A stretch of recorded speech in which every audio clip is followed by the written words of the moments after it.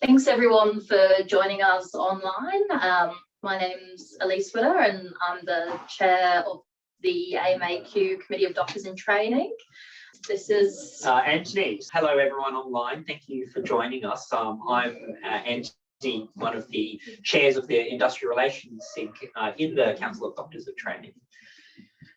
Excellent. So we're here today to launch the Resident Hospital Health Check, which is a really important survey that we complete every year. But first, I'd like to do an acknowledgement of country. I'd like to acknowledge the Turrbal and Yagara people as the traditional owners of the lands on which we gather here today, and pay my respects to elders past, present and emerging. And I'd also like to extend that respect to any Aboriginal or Torres Strait Islander people joining us online tonight. I'll move on to explaining a little bit about the Resident Hospital Health Check and why it's really important that we all complete it. And then Tony will move on to discuss some exciting updates in the MOCA 6. And we'll take some questions here at the end. So the Resident Hospital Health Check is a survey that we complete every year. It covers a number of key issues like access to leave, hours of work and overtime, bullying, harassment, wellbeing and workplace culture, and what the priorities are for doctors in training across the state. And it's a really important survey for a number of reasons, which we'll outline. So it's really important that we get maximum completion, because this is our #1 tool for informing our advocacy priorities for the year. And the fact that it's completed annually with the same questions, it allows progress to be tracked from years to year. So for example, we have seen that there have been improvements in overtime payment from 24% of people not being fully paid their overtime, down 9% to 15% in the most recent. So it allows us to track where things are going well and also where things aren't going so well. It also allows hospitals to be directly compared by us issuing hospital report cards which have a grade on them. And that can inform intern preferences. It can inform people's choices about where they'd like to practice. And most importantly, it's a key resource informing our advocacy. It's something that we take to the health minister. It's something that we take to leaders of hospital and health services. And it's something that we use to inform our priorities in terms of policy as well. And today, I'd just like to highlight some of the findings last year and how we've actually used those to affect some positive change within Queensland Health. So one of the major findings in last year's survey was that there was an increase in the number of people reporting concern that they've made a clinical error due to fatigue at work. And I think that's something that we can all relate to in terms of the current workforce shortages, staffing shortages, and increase in demand that we're seeing both during COVID and now ongoing. And, every time I speak to people and doctors in trainings at hospitals, they tell me their #1 issues is lack of staff, fatigue, and being overworked. And we also found that people weren't happy overall with the hospital facilities. Only 42% were happy, and also weren't happy with the training. However, there were some positive steps, like people were taking more PDL, but they weren't necessarily getting the leave or rotation opportunities or the research training and auditing opportunities they would like. So as part of our response to this, we advocated strongly for a summit to be held, and there was a summit held in November last year around the wellbeing and mental health of all professionals, which was run by the Queensland Government, and AMAQ had representation there, particularly from our Committee of Doctors in Training. And one of the things that was a major outcome of that was a change in legislation. So as a result of the advocacy of the CDT and other key bodies, there was a change in legislation to the Hospital and Health Boards Act. And what that has done is made employees and leaders of hospital and health services legally responsible for the wellbeing of their staff and in mitigating what we call psychosocial hazards at work. And those psychosocial hazards at work include things like fatigue, overwork, and all those issues that people had raised, as well as physical safety at work. So what we're doing now is we sent out a letter to all of the hospitals in Queensland. We identified a key number of priority areas identified in the survey, and from that we made suggestions to all the hospitals in Queensland. We suggested that they implement safety strategies like having security accessible to walk people to your car after work. We've already seen in Cairns now that they've implemented a safety shuttle in the out-of-hours space as part of a result of that advocacy. We also suggested that in the longer term, they needed to enhance their structures around fatigue management, implementing fatigue management kits, implementing new policies and procedures around workload management, actually mapping the workload and the staff shortages across Queensland. And we invited them to meet with us. And thus far, we've had meetings with CEOs of Cairns, Townsville, the Wide Bay, Metro North and Metro South to discuss these issues and to highlight what was raised to us during this survey. And we're also using it to inform our pre-budget submission to the Health Minister around what health funding priorities should be. So an example of that is around Aboriginal and Torres Strait Islander doctors and support for them, another issue that was raised out of it. So I'll talk through a series of priority areas that were raised last year, and then I'll hand over to Anthony to discuss how those inform MOCA. So the top 6 priorities that were identified, number 1 was clinical rotation preferences. This was the number 1 most important issue that was identified, and it's something that we're seeing a huge number of people shifted from preferred rotations to others as we're seeing more demands for service and increasing pressure on services. And that's reflected compared to even during COVID in 2021. People were much more satisfied with their clinical rotations than they are at the moment. So that's an issue we've flagged with hospitals, that in order to recruit and retain their doctors in training, they need to be providing them with the clinical rotations that they'd like. And then the next biggest issues, the annual leave process, again, similarly, something we flagged with CEOs across Queensland. If you want to retain your staff, you need to be giving them the rotations they want and the leave preferences that they want. And in the current economy, with locum agencies offering such competitive rates, if people don't get the leave and the rotations that they want, they'll speak with their feet essentially and leave the service.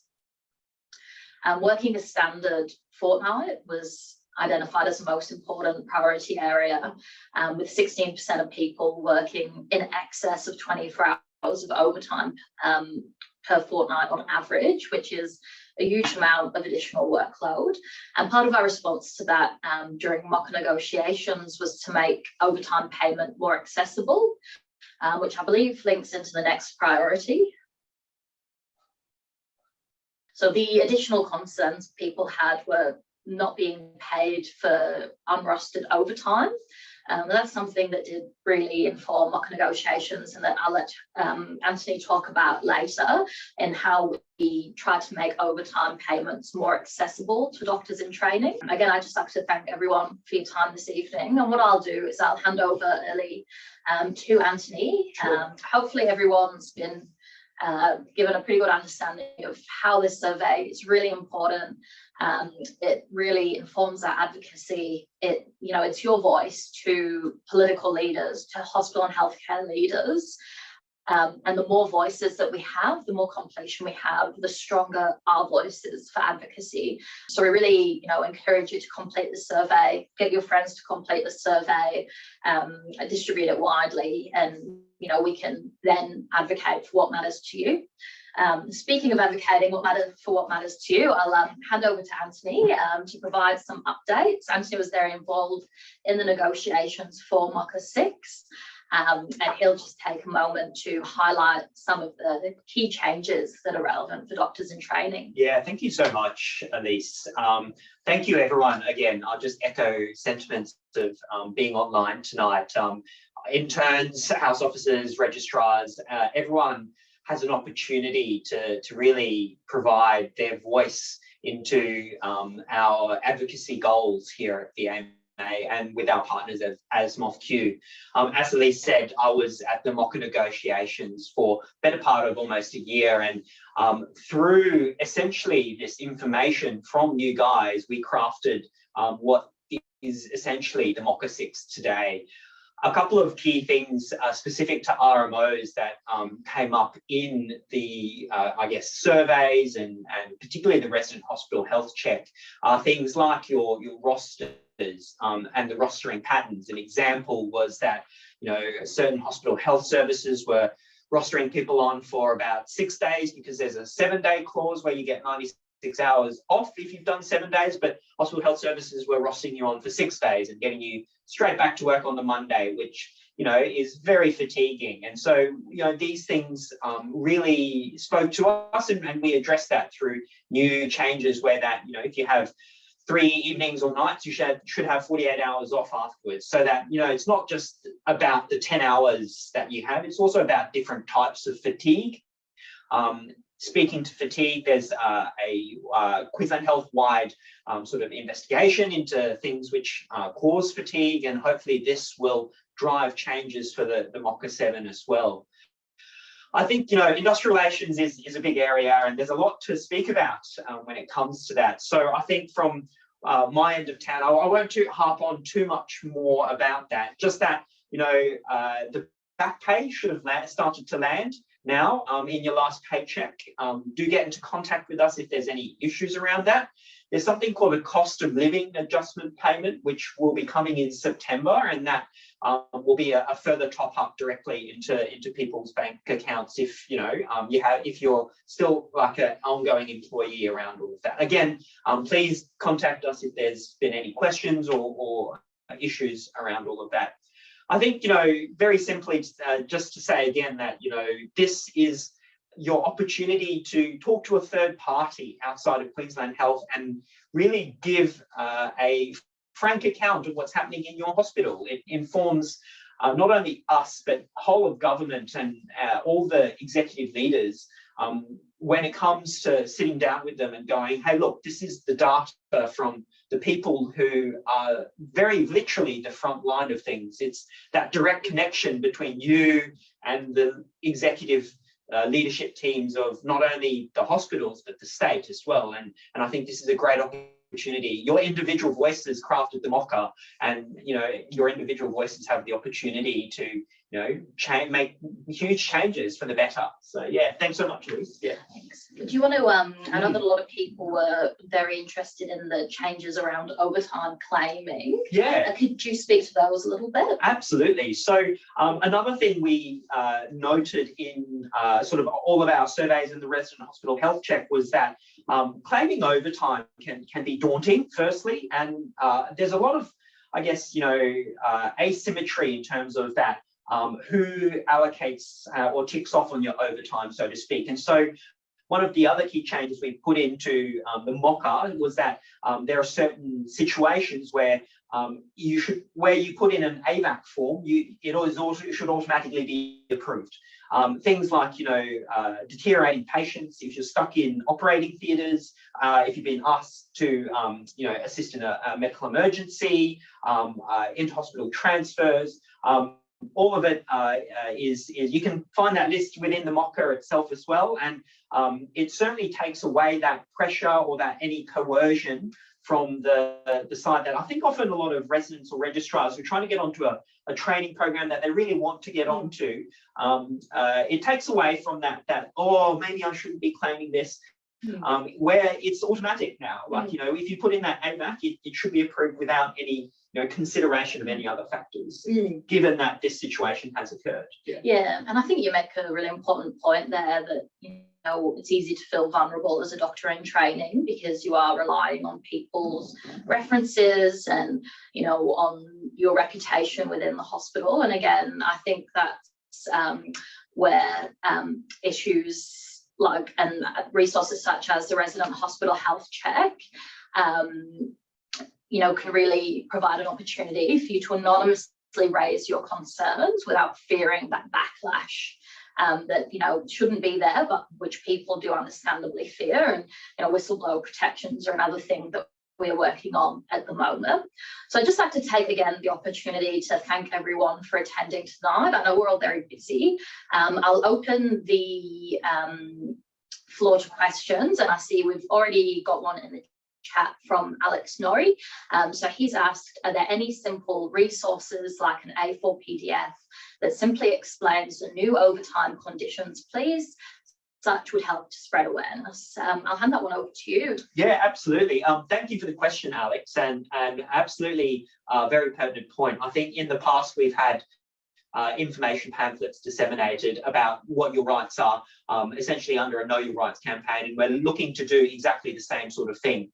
I think there's some whispers around the new login member portal on the AMA website, and we're looking to try and tie in some of those, the ability to look at some of your rights as well through the member portal, but that will be coming at a later stage. But yeah, we will be definitely disseminating some information pamphlets. There are FAQs which the Queensland Health has put out, and in fact we would invite members to ask questions or tell us what you want to see in these frequently asked questions that Queensland Health is developing. So where ASMOFQ and AMAQ, we're in sort of discussions with the Department of Health around interpretation of those clauses, and what the Department of Health has asked us for are situations or scenarios which doctors in training face, that they would want to put into that frequently asked question sheet. So if you like, please send us a message or pop something into the chat, and we'll try and get into contact with you for input if you're interested in getting involved in that side of things. But yes, watch this space. We will be sending out simplified versions of that overtime provision side of things. And I see that Howe's commented that ASMOFQ and Queensland Health are currently working on a fact sheet around junior doctor overtime, which should be published very soon. So we'll look to distribute that via our hospital representatives and also via our junior doctor societies. And then there's another question from an anonymous attendee. What are some ways that residents and registrars can support junior doctor rights at a local level, please? I might start with that one and then hand it over to you. So for myself, I've been very involved in rights and junior doctor advocacy since the time I was an intern. I think the most important thing is to firstly know your rights. You know, in order to advocate for yourself, it's important to understand what the framework is that you're working within, whether it's, you know, industrial relations, code of conduct, or, you know, your individual contract with the hospital and health service. So the first thing is knowing your rights. And, you know, if something doesn't seem right, like, you know, you've been rostered on 15 days in a row, or, you know, your overtime is not being paid, there's a really real probability that it's not right and it is violating one of those rules at a particular level. So firstly, be informed. There's often a lot of local options as well. So the Committee of Doctors in Training, we endeavour to have local hospital representatives at each hospital. We have them at most at the moment. I think we're still waiting on a MOCA representative, so if anyone's here from MOCA, do reach out to us. But there's mechanisms like your local junior doctor society. They're often important advocacy people, reaching out via your pre-vocational medical education unit.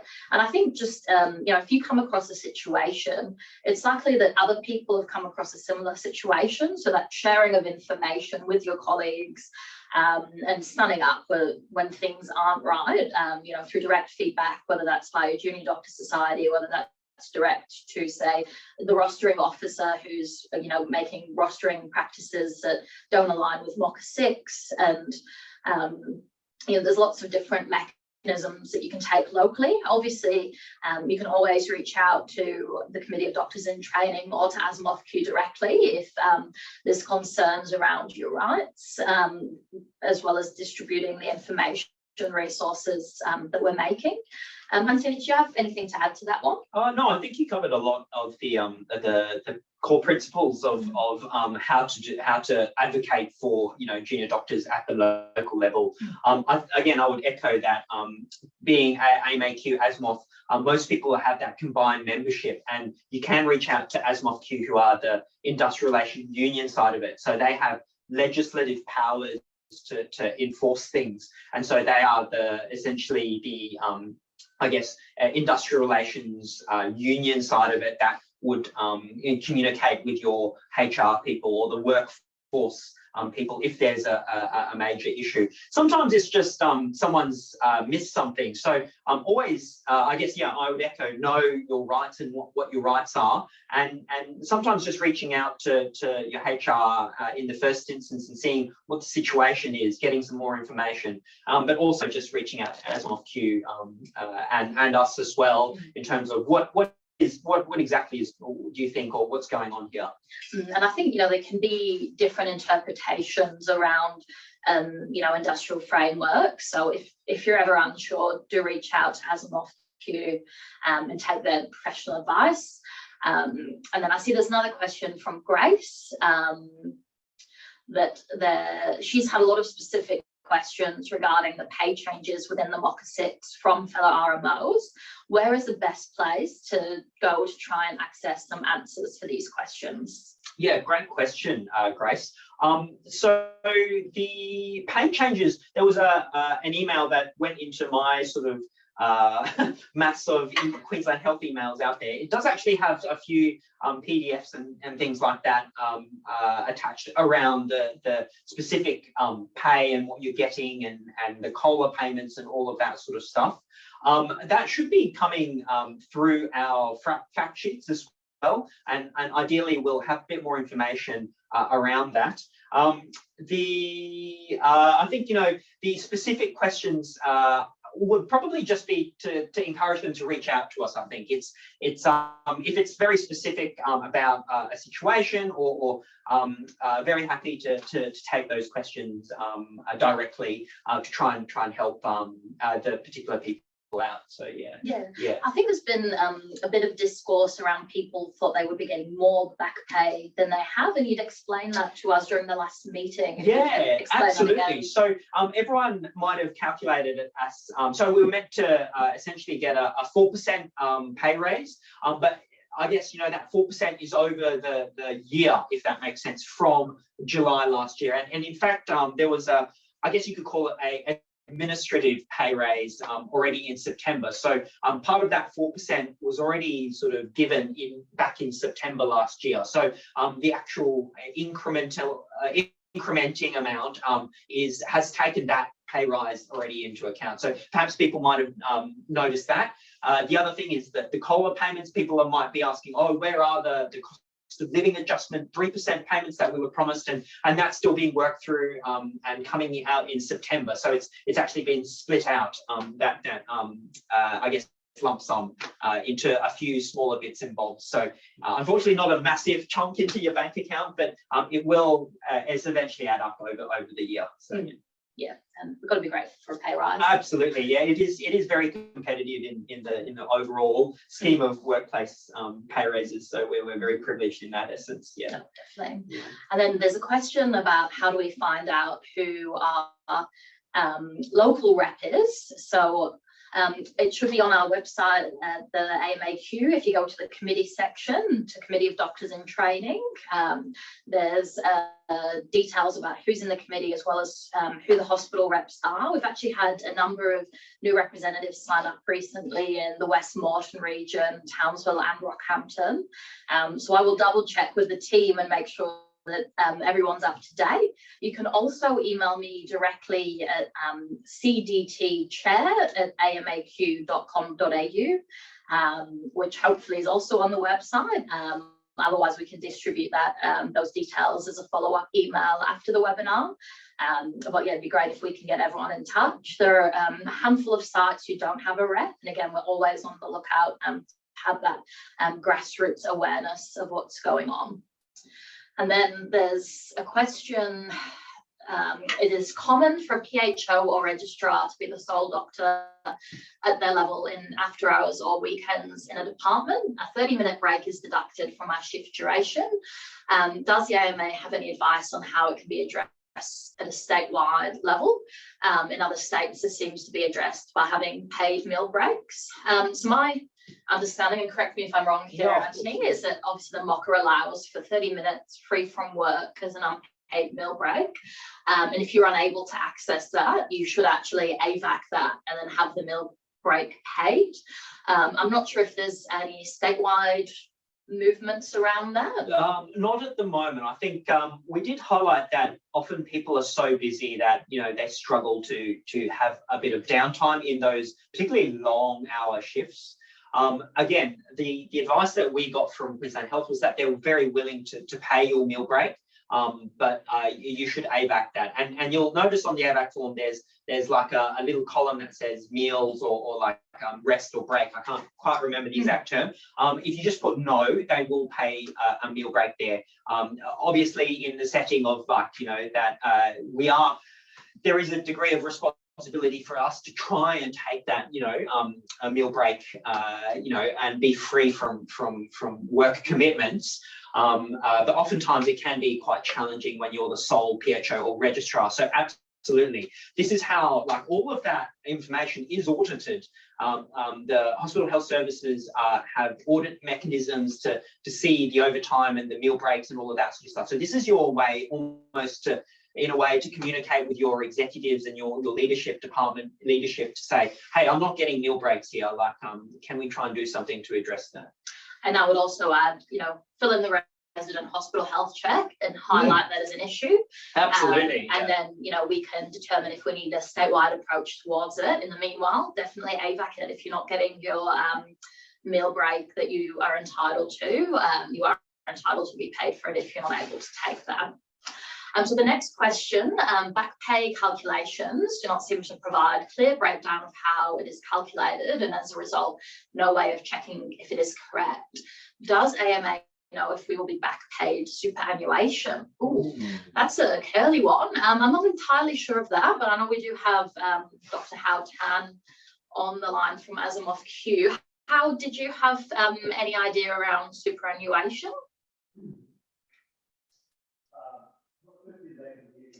I think you're on mute at the moment.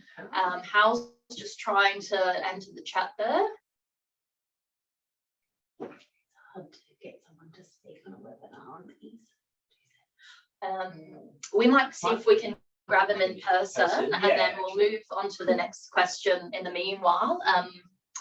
Haley, would you mind grabbing Hal? Yes. Thank you. All right, we'll take that one on notice and hopefully be back to you with an answer shortly.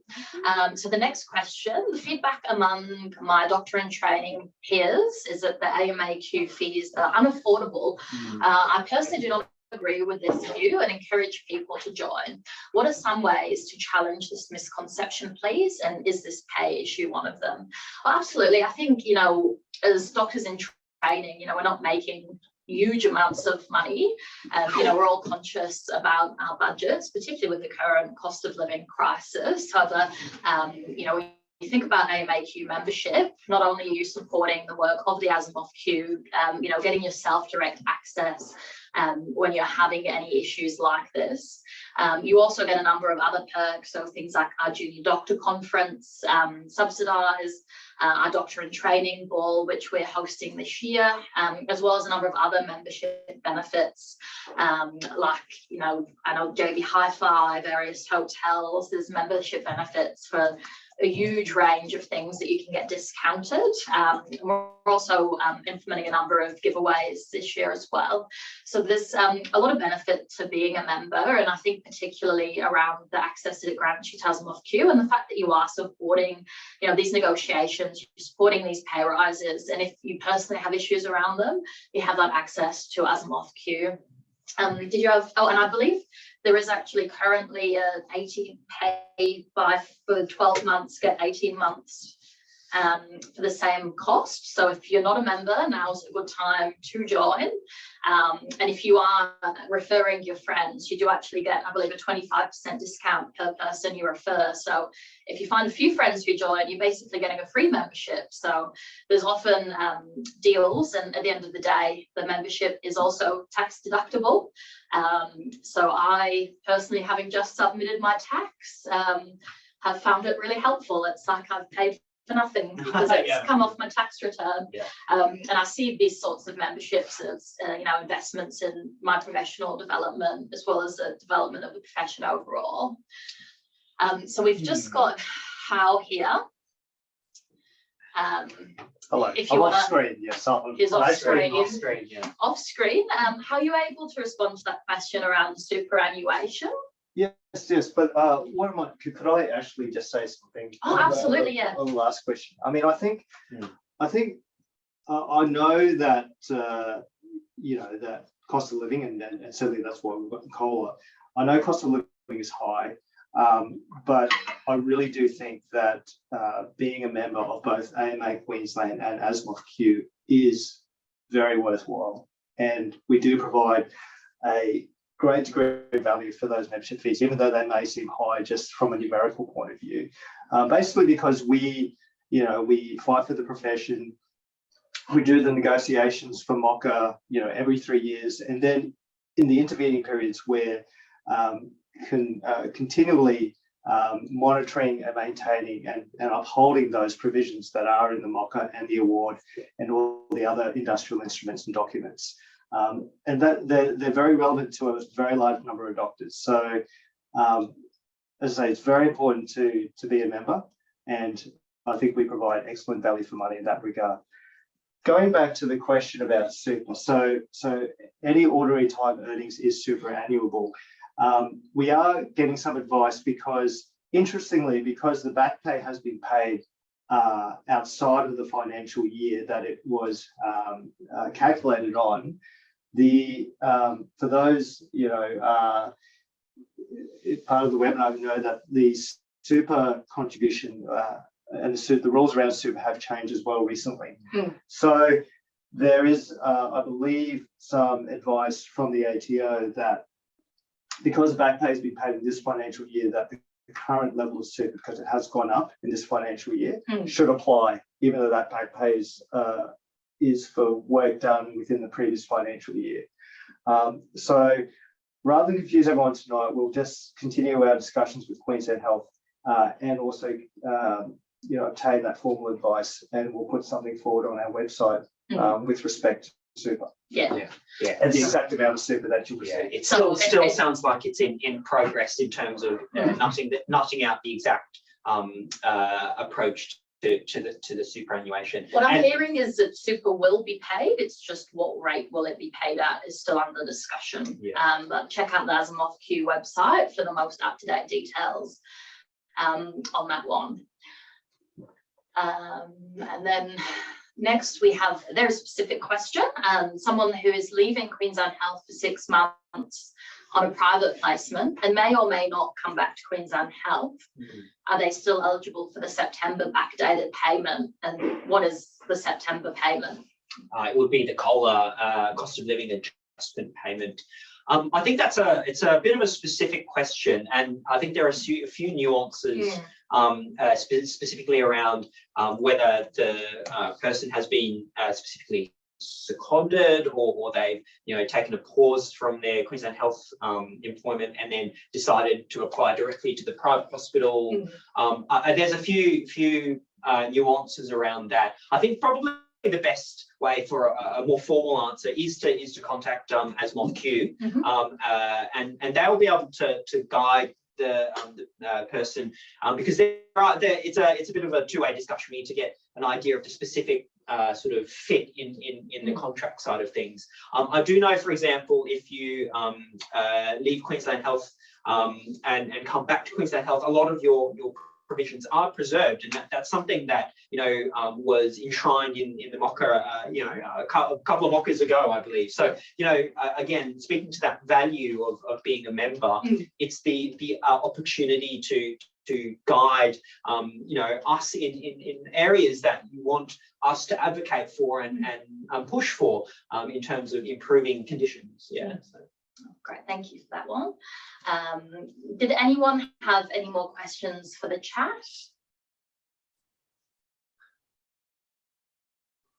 While we've got you here, is there anything you'd like to add? Just to add something to Anthony's answer, I think to Maya. Good question. Definitely get into contact with us, email us. But we've got a caller FAQ on our caller FAQ on our website. But just looking at what you've written, if you're employed, I'm assuming you're leaving soon, and I'm assuming that you've been employed up until the 30th of June 2023. I believe the answer will be yes. You will get the COLA. COLA's, strictly speaking, it's when you say backdated payment, COLA was always meant to be paid after the completion of a financial year, within the first 3 months after the end, 30 June of whichever year of the agreement. So what is the September payment? That is the COLA. So that is up to the 3% of your base salary, depending on the prevailing rate of inflation, which again is calculated from for that agreement year. So from 1st of July 2022 to 30 June 2023.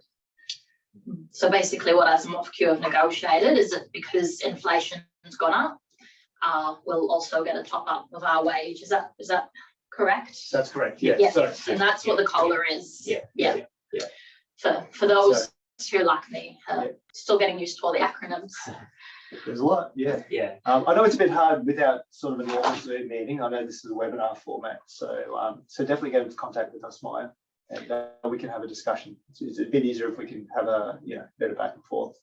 Any more questions from our online participants? Anonymous attendee. Does the new MOCA improve access to PDL for doctors in training? Oh, this is one that I'm sure these two would love to jump in to answer. Yeah, so we definitely tried to push for improved access to PDL. I think the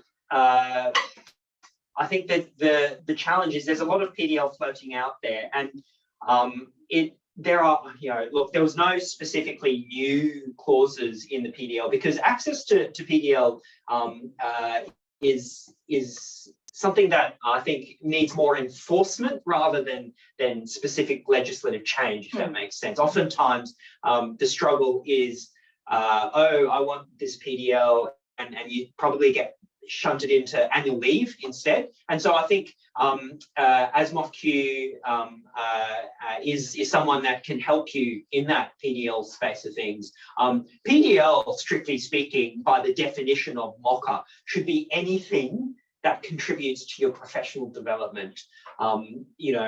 Anything that you can think of that makes you a better doctor should technically, by the letter, be eligible for PDL. Now, I think certainly we were considering having PDL be available perhaps on days where you're not rostered as well, but that's something certainly if people want to see for the next MOCA, we'll definitely be interested in hearing from you on that end of things. But we spoke to Queensland Health around the MOCA side of things during the negotiations, and I think they were like, well, this sounds like this needs more enforcement, which is the contact with the ASMOFQ side of things, rather than specific legislative improvement, so to speak. It's a pretty good definition already. Anything that contributes to your professional development should be eligible for PDL. It's just about linking in with that side of things.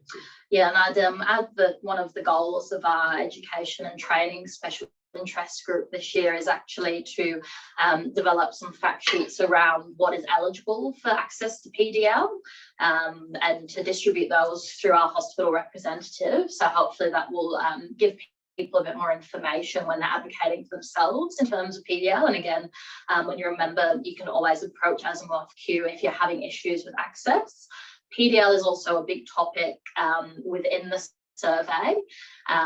So I see there's a few comments in support of non-rostered PDL, and there's a few comments around PDL within the survey. So again, if this is a priority for you, please complete the survey and make it clear to us and clear to the people that we're taking this information to that this is a priority for you. Yeah. The question that Queensland Health always asks is, where is your data? Like, well, how can you support this particular claim? And having that information is really useful. And Michelle's asked how she can promote the survey at her hospital.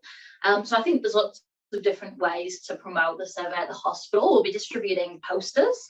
I'd encourage you to share it via your social media, whether you've got WhatsApp groups, Facebook groups, Junior Doctor Society events. You can even print out the QR code if you'd like and put it at intern teaching or grand rounds. The more information we have, the better. Our local hospital reps will be doing events within the next month to try and promote the survey out towards the doctors. I found personally the best way to get people to promote the survey was when you're having those casual discussions with your peers and someone raises an issue such as, oh, my overtime's not being paid, or I wasn't able to access my PDL. Say, look, you need to go and do this survey so that the AMAQ and the ASMOFQ can go and make some change in that space. So lots of different ways to promote the survey, and like I said, the more information we have, the stronger our voice will be, and the more effectively we can advocate. Tim's then asked around whether ASMOF and AMA will be doing any site visits soon. We do have site visits planned. Hayley, are you able to speak to those? There is 14 I know of. So the membership team, as well as ASMOF and some of our corporate partners, are going to be doing hospital visits to 14 locations. So some of them are still getting confirmed, so there might be more than 14. But that's going to be happening in September. So hospital visits upcoming in September, and via the CDT, I know all of our local reps are also planning to do some events throughout August. I know that there's ones in the works in the Gold Coast and the Westmoreland region already. And I'll be working hard to deliver one in Cairns, and hopefully Anthony can get something happening at the Prince Charles. So sort of yes, you'll be seeing a lot of us. Yeah, can I add to that? Oh, absolutely. And we're also speaking for ASMOFQ. We're also happy to if junior doctors or senior doctors or groups of doctors or departments want to reach out to us and have a chat to us. Join their departmental meeting in an ad hoc fashion, informal fashion. I know, Alex Norrie, we've obviously, I think, had 2 meetings with you and your colleagues up at the Sunny Coast. So, you don't necessarily have to wait for our scheduled visits. But if you have a particular issue, or you just have some general questions you'd like us to join in on a Teams meeting or possibly a site visit, just contact us. We'll see what we can arrange. Excellent. So that's a really great opportunity for people to take up as well. We've got another question. Accessing teaching, training and audit/research opportunities within ordinary rostered hours seems to be a rarity. Are there previous interpretations of what hospital and health services obligations are for providing these opportunities? And Queensland Health training can sometimes be required to be done during PDL, but shouldn't this be done within rostered hours? How would you like to respond to that? Yes, sure. Yeah. Again, and Anthony can jump in as well. So I guess to go to the last question first, any mandatory training should be done within paid hours. It should not come under your PDL.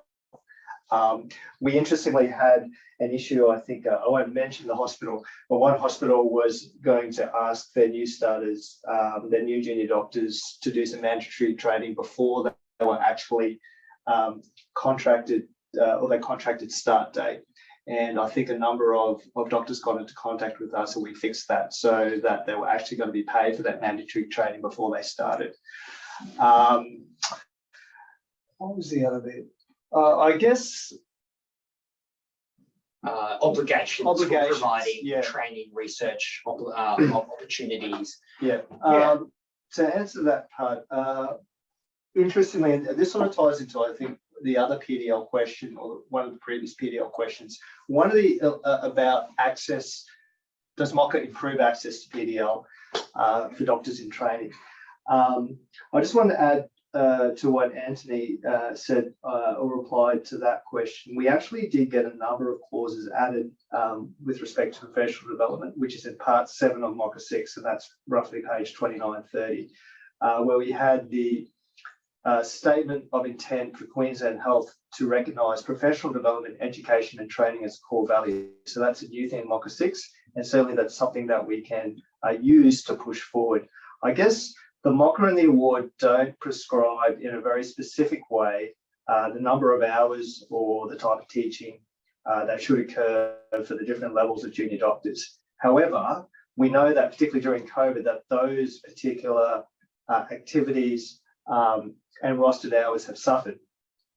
So I guess, and there's variance between the different hospitals and HHSs. So I guess what we would like, or what I see as a solution going forward, is that if there are issues within your department or within your hospital where you feel that you are not getting adequate teaching, or where you are rostered for teaching but you're not able to attend those teaching sessions, then please contact us, and then we can liaise with the HHS or the relevant hospitals to rectify that situation.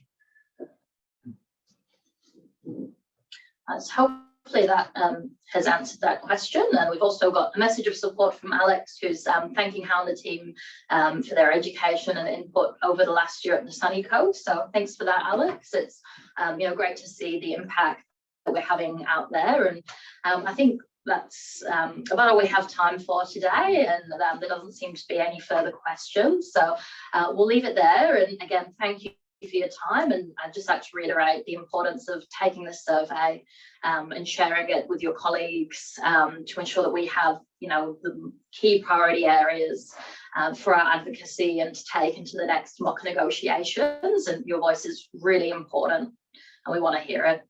Thank you, everybody. Thank you, everyone. Thank you. Thanks.